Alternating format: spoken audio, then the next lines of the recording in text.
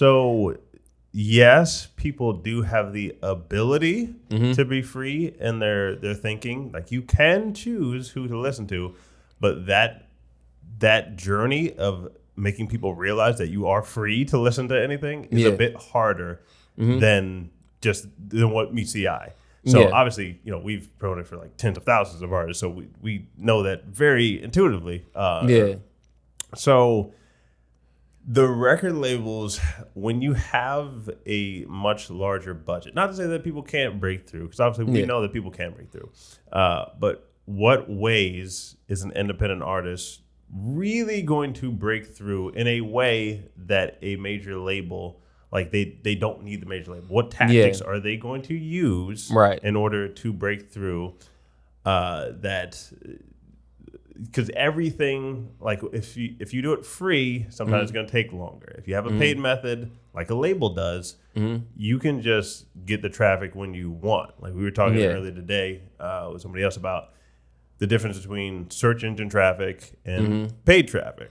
Right. Search engine or algorithm traffic, whatever you want to call it, like, is it free? Yes, in a sense, it is free. It's going to take a lot longer to do that. So how can you use the methods that are out there today to break through all the noise without this major label? Without the major label.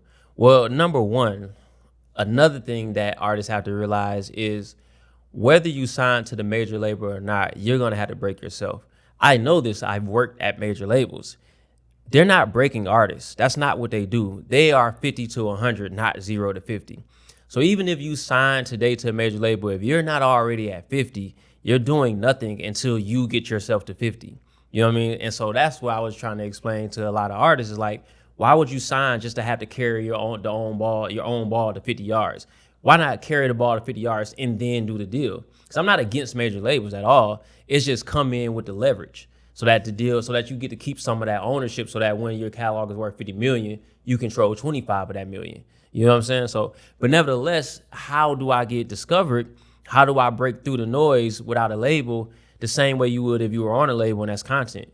You know what I mean? Content is king. And so that's why I even started MPR, because it's a content-focused distribution platform. You know what I mean? We focus on content first. You know what I mean? That's the only way you can put out the greatest song in the world and nobody will never know it exists. You know what I mean? You can put it on Spotify, Apple, put it everywhere. How are people ever going to know that it exists? The only way is through content. That's how you get discovered. Making content is free. We making content right now. Yep. You know what I mean? Making content is free. Anybody at home on TikTok is making content. So that's how I began to get discovered. But it is a lot of different strategies. There are professionals to this thing, but that doesn't mean that. What's the opposite of professional? Unprofessional? I don't know. That's amateur. Thank you. That doesn't mean that amateurs can't break through, but there are people who do this for a living. You know what I mean? And some of them work at the label, but most of them don't. The thing about the industry now is people like myself realized, man, why go get this $200,000 check to work for you and you keep everything when I'm really the one bringing the brain power?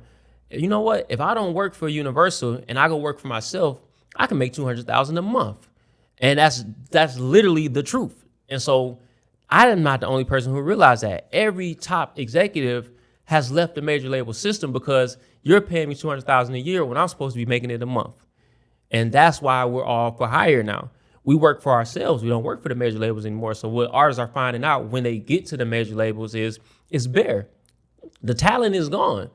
The talent doesn't want $200,000 a year. The talent wants $200,000 a month. So you go to the major label thinking you're about to do something. No, you're working with amateurs just like you were, because those are the only people that are really taking those jobs because they haven't figured out what we know, and then they can go and do it for themselves. You know what I mean? But content, I think to answer your question, content, how do I as an artist get found is through content. You know, I don't need anybody to make content. All I need is an iPhone. Let's just say a smartphone to be fair, because I know there are Android users out there. Yes. All I need is I don't think I've talked about it that much on the show. Yeah, but Android. So all I need is a smartphone to make content. You know what I mean? And so that's how I break through the noise. That's how I get noticed. That's how I get streams. That's how I get followers.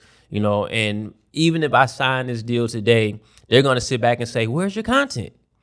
So you're still going to have to carry yourself to 50. All right. So what type of content specifically? Like, So anybody that's been watching the show, they know for a long period of time that there's specific types of content. I can make content, right? Yeah. But if there's, I don't know how many pieces per day of content there are online, but it's got to be millions. We can look at that stat afterwards. But of those millions of pieces of content, there's certain types that make you stop and pay attention. So what types of content have you seen from the artists that you break? Like which ones go the most viral? I would say that's what we would call trends, right?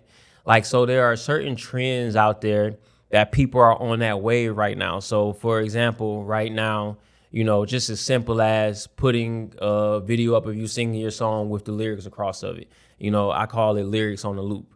You know what I mean? So it may be 8 or 12 bars of the song with the lyrics, and you basically make 100 of the same music video. So here's the same 8 bars of me in my car, of me in my bathroom. Here I am taking a shower to the same 8 bars. Obviously not sexually, but you know what I'm saying? You know, my point is like you're making music videos to the same exact timestamp. That's what they're called, timestamps.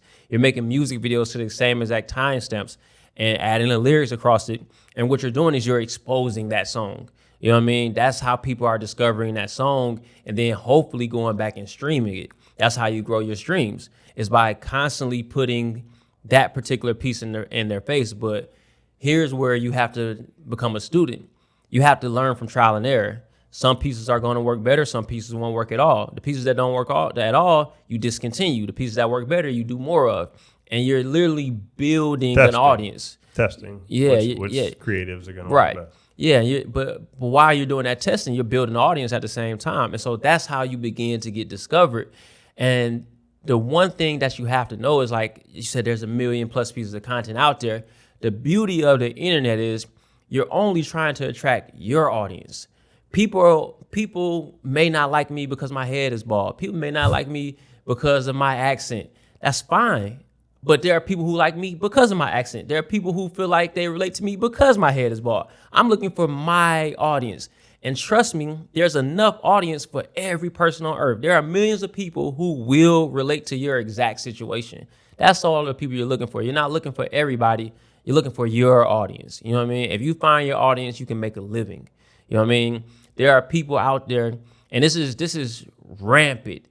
There are thousands of artists making 6 figures off their music. It's not the old music industry where there are 5 dominant artists. There are thousands of artists out there that are making a great living off their music, and we've never heard of them. You know what I mean? They found their audience. Their audience is participating. They're streaming. They're buying their merch. Every year they're making, 200, 300, 400,000, living great off their fan base.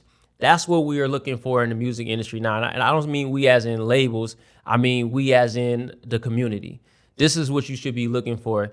Everybody doesn't want to be a superstar, but everybody does want to make a living. And you can make a living off of your music. You just got to find your audience.